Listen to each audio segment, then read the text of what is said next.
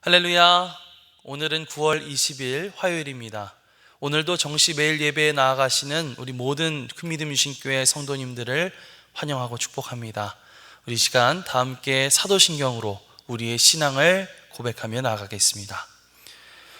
전능하사 천지를 만드신 하나님 아버지를 내가 믿사오며 그 외아들 우리 주 예수 그리스도를 믿사오니 이는 성령으로 잉태하사 동정녀 마리아에게 나시고 본디오 빌라도에게 고난을 받으사 십자가에 못 박혀 죽으시고 장사한 지 사흘 만에 죽은 자 가운데서 다시 살아나시며 하늘에 오르사 전능하신 하나님 우편에 앉아 계시다가 저리로서 산 자와 죽은 자를 심판하러 오시리라.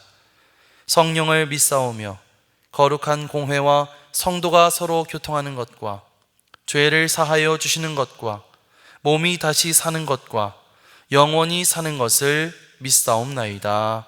아멘. 다 함께 찬송가 199장 찬양하시겠습니다.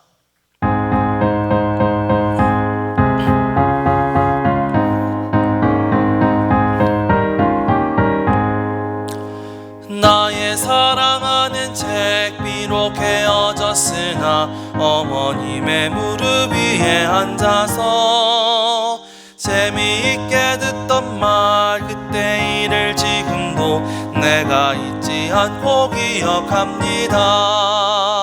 귀하고 귀하다 우리 어머니가 들려주시던 재미있게 듣던 말이 책 중에 있으니 이 성경 심히 사랑합니다.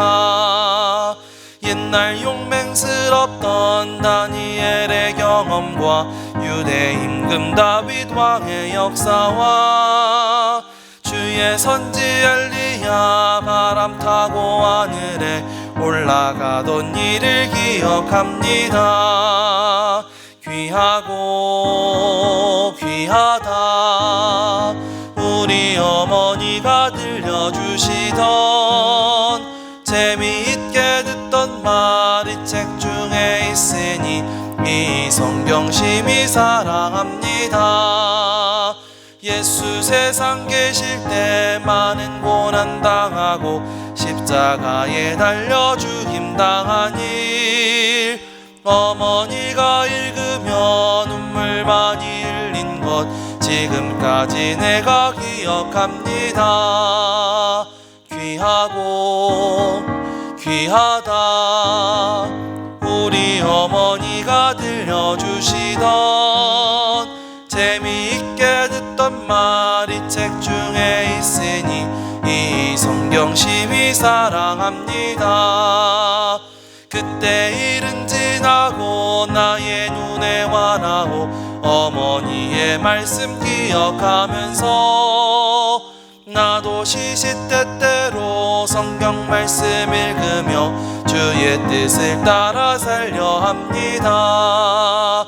귀하고 귀하다 우리 어머니가 들려주시던 재미있게 듣던 말이 책 중에 있으니 이 성경 심히 사랑합니다.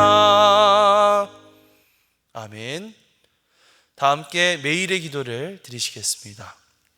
참 평강의 주님, 오늘도 새로운 하루를 주시고 복되게 하시니 감사합니다. 하늘에 속한 자, 하나님의 자녀로서의 삶을 권세로 살게 하시며 오직 하나님의 말씀을 즐거워하며 따라 살게 하심을 감사드립니다. 다윗처럼 오직 우리 주님만을 내 앞에 모시고 오직 주님만이 우리의 전부이심을 고백하는 삶을 살게 하시고 그러므로 인해 주님께서 늘 우리의 전부가 되어주심을 경험하고 누리는 삶이 되게 하옵소서. 우리의 가정과 교회를 위해 기도합니다. 일터를 위해 간구합니다. 나라와 민족들을 위해 주님의 은혜를 구합니다. 구원과 치료와 회복의 은혜를 내려주셔서 어그러진 모든 것들이 바로 세워지게 하시고 평화를 이루게 하옵소서. 이제 일상이 된 경건의 일가를 통해서 성령의 충만, 성도의 영화를 이루게 하옵소서. 주님 사랑합니다.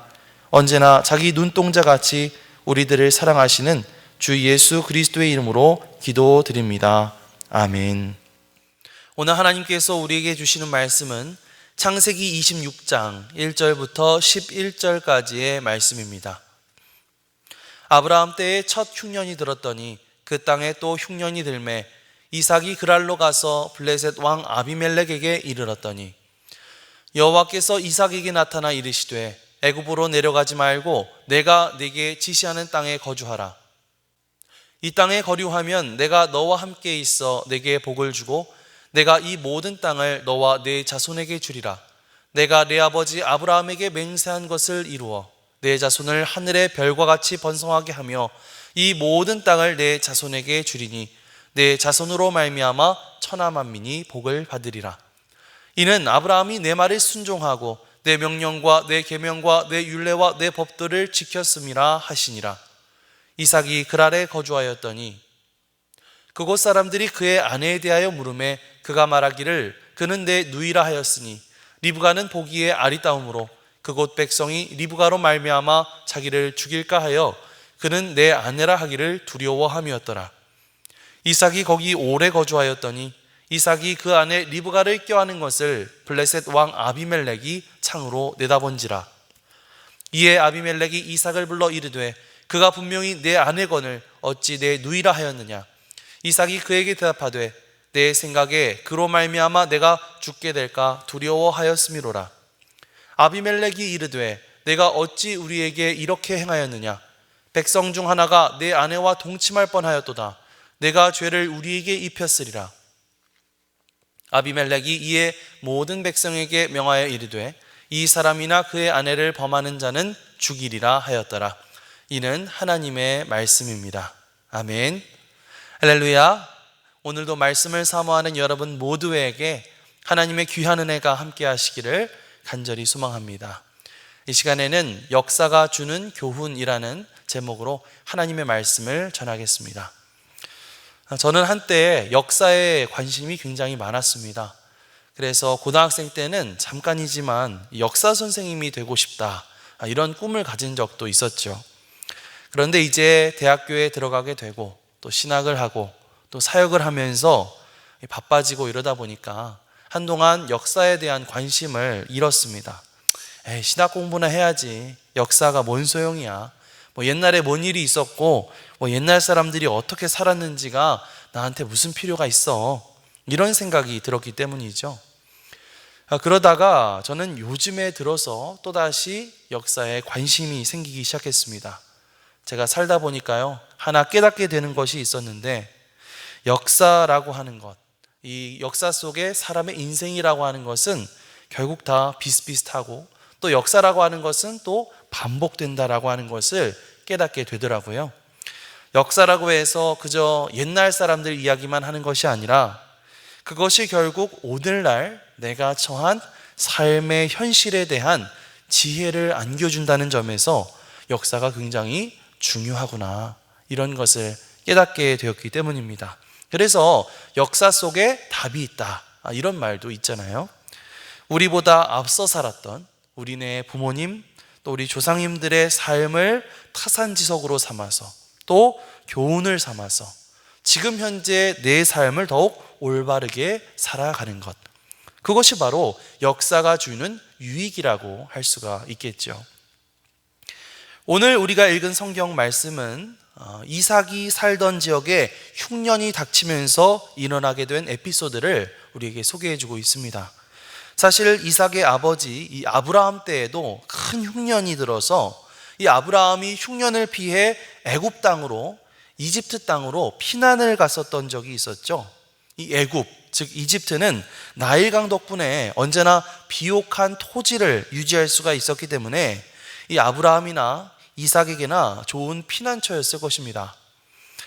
이삭은 아버지 때와 마찬가지로 이 가나안 남쪽으로 쭉 내려가다가 블레셋 땅 그랄이라는 곳에 도착하게 되는데요, 거기에서 하나님은 이삭에게 다음과 같이 말씀하십니다. 말씀을 함께 읽겠습니다. 여호와께서 이삭에게 나타나 이르시되 애굽으로 내려가지 말고 내가 네게 지시하는 땅에 거주하라. 이 땅에 거류하면 내가 너와 함께 있어 내게 복을 주고 내가 이 모든 땅을 너와 내 자손에게 주리라. 내가 내 아버지 아브라함에게 맹세한 것을 이루어 내 자손을 하늘의 별과 같이 번성하게 하며 이 모든 땅을 내 자손에게 주리니 내 자손으로 말미암아 천하 만민이 복을 받으리라. 이는 아브라함이 내 말에 순종하고 내 명령과 내 계명과 내 율례와 내 법도를 지켰음이라 하시니라. 하나님은 이삭에게 이번에는 애굽으로 내려가지 말고 하나님이 지시하는 땅에 거주하라 이렇게 말씀하시죠. 성경 속에서 이 애굽은 대체로 이 부정적으로 묘사됩니다. 이 애굽이라고 하는 곳은 분명히 풍요롭고 또 넉넉한 곳이기도 하지만 거기에는 하나님을 향한 신앙을 지키기가 참 어려운 곳이기 때문이죠. 그래서 이삭은 하나님의 말씀에 순종해서 애굽으로 내려가지 않고 이 그랄이라고 하는 곳에 계속해서 머물게 됩니다. 참 잘한 일이죠. 그런데 여기에서 머무는 동안 이삭은 한 가지 실수를 저지르게 되는데요. 이삭이 이 그랄이라고 하는 지역에 머무는 동안 사람들이 이삭의 아내였던 리브가에게 관심을 가지기 시작했던 것이죠. 당시 리브가는 무척 아름다운 외모를 가지고 있었기 때문입니다. 그러다 보니까 이 이삭이 덜컥 겁이 난 거예요. 리브가를 자신의 아내라고 소개하면 사람들이 이 리브가를 차지하기 위해서 자신에게 어떤 위해를 가할까 봐 그게 두려웠던 모양이죠. 그래서 이삭이 했던 행동은 무엇이었을까요? 리브가가 자기 아내가 아니라 나의 여동생이라고 거짓말을 하는 것이었습니다. 자, 6절에서 7절 말씀을 보겠습니다. 이삭이 그랄에 거주하였더니 그곳 사람들이 그의 아내에 대하여 물으매 그가 말하기를 그는 내 누이라 하였으니 리브가는 보기에 아리따움으로 그곳 백성이 리브가로 말미암아 자기를 죽일까 하여 그는 내 아내라 하기를 두려워함이었더라. 자, 그런데 이 이야기 어디서 많이 본 내용 같지 않으세요? 앞에 이 창세기 20장 말씀에서 아브라함이 여기 그랄 땅에 머물게 되었을 때 이야기가 나오는데요. 여기에서 아브라함이 보여줬던 행동과 똑같은 행동입니다. 그때에도 아브라함은 괜히 두려운 나머지 자신의 아름다운 아내 사라를 자기 여동생이라고 거짓말을 했었죠. 사실 그때는 이삭이 태어나기도 전, 그러니까 최소한 70년은 더 된 오래된 이야기였기 때문에 아마 이삭이 그 장면을 보지는 못했을 겁니다. 하지만 분명히 아버지나 아니면 어머니한테 그 이야기를 들었었겠죠. 저희도 가끔 저희 아이들한테 저와 제 아내가 연애했을 때 이야기를 종종 들려주곤 하는데요. 애들이 굉장히 재밌게 듣습니다. 아마 이 이삭의 어머니가 사라가 이삭에게 이 얘기를 해줬겠죠. 얘 이삭아, 네 아빠가 말이지 그랄이라고 하는 곳으로 갔었는데 거기서 괜히 해코지 당할까 봐 엄마를 제 아내입니다 이렇게 말하지 않고 제 여동생입니다 이렇게 말하는 바람에 그만 엄마가 거기 왕한테 불려갔었던 적이 있었다. 다행히 하나님이 거기 왕한테 경고를 하시는 바람에 무사히 돌아올 수가 있었어 이렇게 얘기를 했겠죠. 그러면 이제 이삭이 와, 우리 아버지 너무하시네. 남편이 돼가지고 자기 아내를 지킬 수가 있어야지. 남자가 돼가지고 말이야. 뭐 이런 대화를 나눴었겠죠.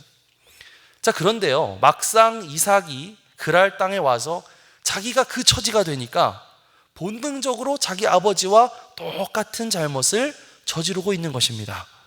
자기가 살기 위해서 자기 아내를 여동생이라고 속이는 거짓말을 하게 된 것이죠. 사실 이삭의 아버지 아브라함이 아내를 여동생이라고 거짓말까지 하면서 살려고 했었던 데에는 이 거짓말이라고 하는 그런 잘못도 있었지만 또 한편으로는 하나님에 대한 어떤 불신, 믿음 없음의 잘못도 있었습니다. 왜냐면요, 하나님이 아브라함과 언약을 맺으시면서 그에게 복을 주시고 그를 지켜주시겠다고 약속하셨었거든요. 그럼에도 불구하고 아브라함은 그런 하나님을 믿지 못하고 자기 스스로 어떻게든 신변을 보호하려고 했던 것입니다. 자, 그런데 말씀을 보세요. 오늘 이삭은 그런 면에 있어서도 자기 아버지랑 똑같은 동일한 잘못을 저지르고 있는 것이죠. 바로 앞에 2절 이하 말씀에서 우리가 읽은 것처럼 하나님은 이삭에게 아브라함에게 약속하신 똑같은 복을 약속해 주셨습니다. 그런데 그럼에도 불구하고 이삭은 그런 하나님의 인도하심, 하나님의 보호하심을 믿지 못하고 자기 스스로 어떻게든 살아보겠다고 이 거짓말을 했던 것이죠. 이삭은 자기 아버지 아브라함의 이야기를 통해서 어떠한 교훈도 얻지 못하고 오히려 아버지와 똑같은 잘못을 반복하는 그런 어리석은 모습을 보여주고 있는 것입니다. 자, 그런데요, 오늘 말씀에 또 다른 인물이 한 명 더 등장합니다. 바로 블레셋 왕 아비멜렉이라고 하는 사람이죠. 자, 아비멜렉이라고 하는 이름은 앞에 그 창세기 20장에 아브라함이 그랄에 머물렀을 때에도 등장하는 이름인데요, 사실 이 아비멜렉은 어떤 뜻을 가지고 있냐면 나의 아버지는 왕이다, 이런 뜻을 가지고 있어요. 그러니까 이 아비멜렉은 사람의 이름이라기보다는 그때 당시에 그 블레셋 지역의 왕을 가리키는 호칭이었던 거죠. 그러니까 이삭 때에 등장하는 아비멜렉은 아브라함 때의 아비멜렉과는 다른 사람, 아마도 그때 아비멜렉의 자식이었을 것이다, 이렇게 추측해 볼 수가 있습니다. 자, 그런데 어느 날 이 아비멜렉이 창밖을 내다보다가 우연히 이삭과 리브가를 보게 되는데 그만 이 둘이 보니까 서로 껴안고 있더라는 것이죠. 이 분위기가 뭔가 오빠와 여동생이라고 하기에는 분위기가 심상치 않았어요. 그래서 아비멜렉은 이삭을 불러다가 꾸중을 합니다. 자, 9절에서 11절 말씀 함께 보겠습니다.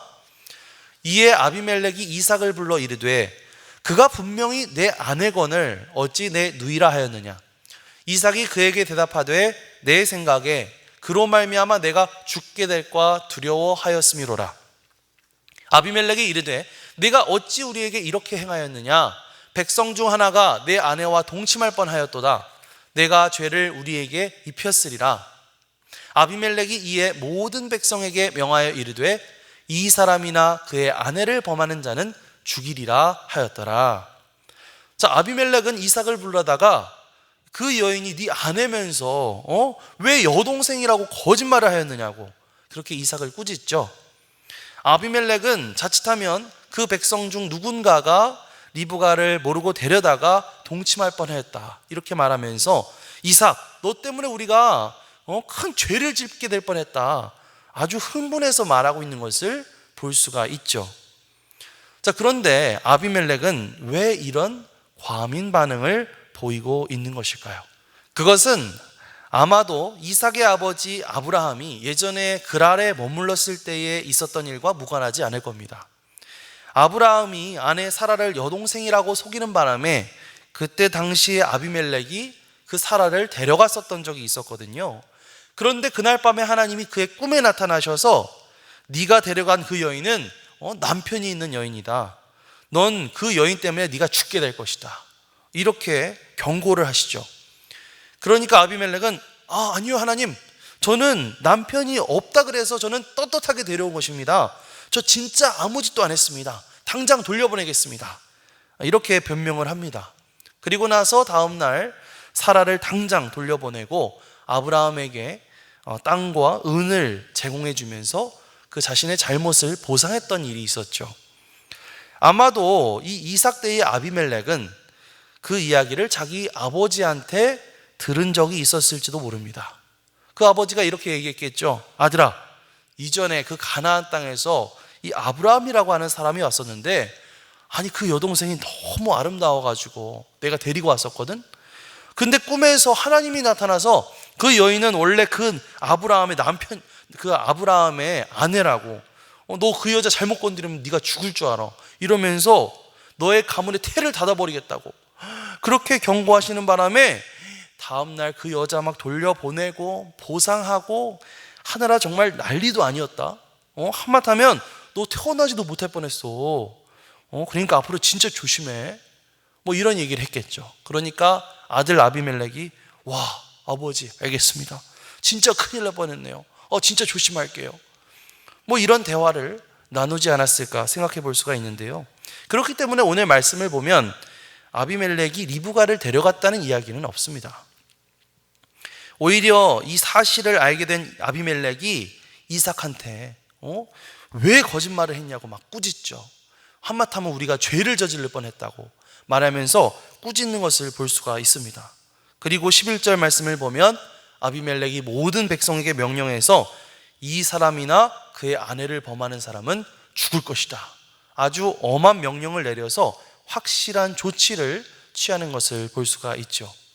자, 이 아비멜렉은 다른 아비멜렉이 경험했던 일을 반면교사 삼아서 또다시 같은 실수를 저지르지 않을 수가 있었던 것을 볼 수가 있습니다.